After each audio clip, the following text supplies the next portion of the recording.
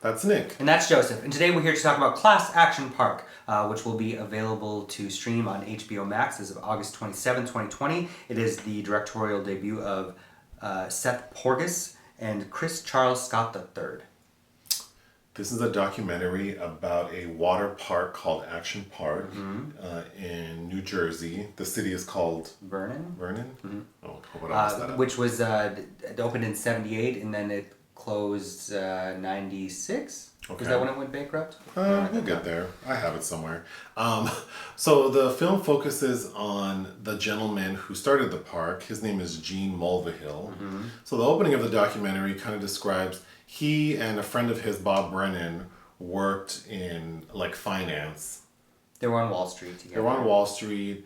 They got in trouble for like selling some bootleg ass stocks, kind of like the Wolf of Wall Street.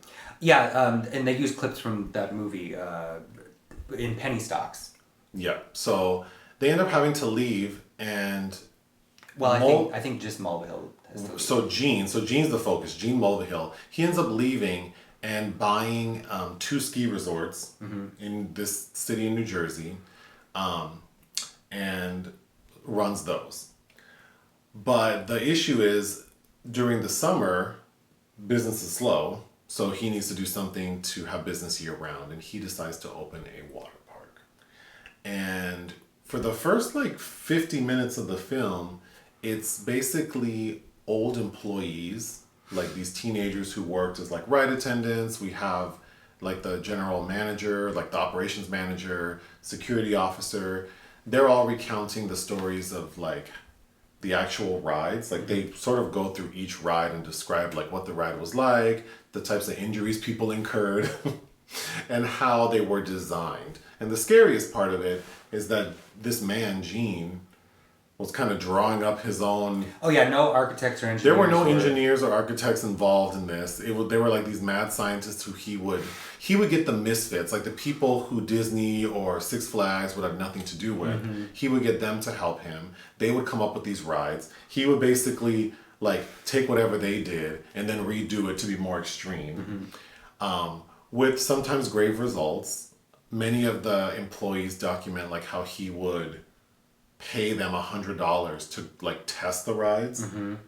There's one in particular where it's the loop-de-loop. Is that what it's called? The Cannonball loop? The Cannonball, where there was the way it was designed, people would hit their faces on the top of the loop, and when they went to go check it, there were teeth embedded. Well, because as they were honing it, everybody that came out was bleeding, and they're like, what are people bleeding? Because other people who had hit the top, the first half of the film are nothing. I mean, it's basically stories like that, how people would get hurt on these rides. Mm-hmm.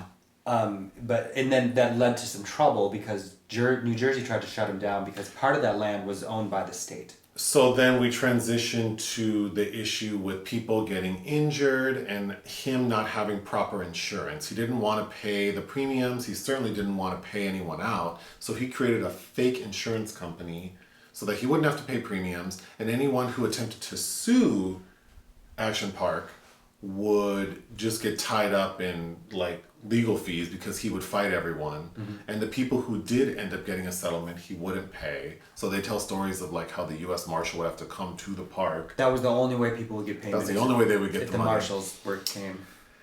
We also understand that because of all the trouble he was having, because he was running the park poorly, New Jersey was trying to, the state of New Jersey was trying to impose sanctions on him. Mm-hmm. And the documentary does a very poor job of explaining how this works, but they basically say that he decided that, because part of the land that the park was on, the state owned, mm-hmm. so he just stopped paying rent. Yeah. They basically say he stopped doing what they asked him to do, and instead of shutting his ass down, they sold the land to him. They sold the land to him. That was not explained at all. I didn't understand how that works, but now he owns the land. Now he's he has carte blanche to do whatever he wants. I think that's something a tactic that used to work for, white business people. Obviously it worked because he was doing all this crazy shit and it still stayed open, but the documentary doesn't really explain. Then we transition to a woman whose son died on one of the rides. Mm-hmm. And we get about it's the last quarter of the well, it's like the third quarter of the film is this woman recounting like the life of her son, how he died, how she got no support from Gene. We also get a local reporter who talks about how he was kind of like strong arming like the city council people, and he got her fired from her job. Although at the end of the film, she talks about how she thinks he's a good man, so I don't understand. Well, she saw a different side of Gene. So we transition to hearing about this one guy who dies and his mom and brother talking. And then the last part of the film, which I thought was a very tacky transition. I would say this documentary is tacky, and the tackiest part of it is they go from this woman like grieving, because she even says like it's as painful today as it was 20 some years ago. They literally transition to the previous employees who were talking for the first half of the documentary, saying like what a great time it was, and like, you know, all the great memories, and they're glad that they had that, and the end. It was about as tacky a move as that grieving mother that Michael Moore used in Fahrenheit 9/11. Okay. To me, a little bit. It just felt so at odds, and almost like, oh, we have to put something in there because all these people were dying. But then the rest of the tone is this jaunty kind of remember how things used to be and what people could get away with. Yeah. Particularly like the comedian Chris Gethard is featured a lot. Who I don't know who this man is, and when halfway through I was like, oh, this guy thinks he's funny, and you told me he's a comedian. Yeah, he had his own show. So we have this guy, like this Chris guy talking, but he's like trying to crack jokes. I think the tone of the documentary is very strange because they go on and on about all the people who were injured, and several of, well, we'll get into it. He's in that film about improv comics called Don't Think Twice. But anyway, the film opens with some clips of Jimmy Kimmel with Johnny Knoxville. Because about Jackass, and Jimmy Kimmel, I guess, is from the East Coast, and he's talking about, like, he knows all about Action Park. They refer to it as Traction Park. Apparently that was going to be the documentary's title. Oh, I don't know. That's what they called it. They were talking about the nicknames. For Traction title would be a better title for this documentary, because I assumed from the title Class Action Park that we were going to hear from many people who were injured and who never received settlements, who never received proper medical care. We don't get any of that.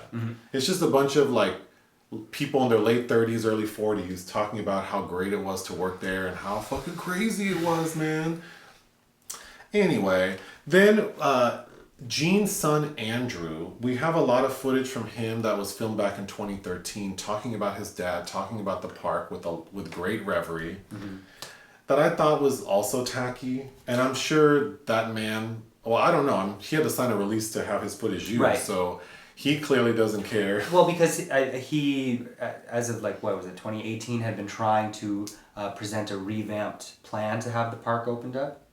I have a lot of notes about the rides, but I think it's not worth going through because I think that's the only part that if you watch this documentary, you might enjoy. So I actually don't want to spoil that part.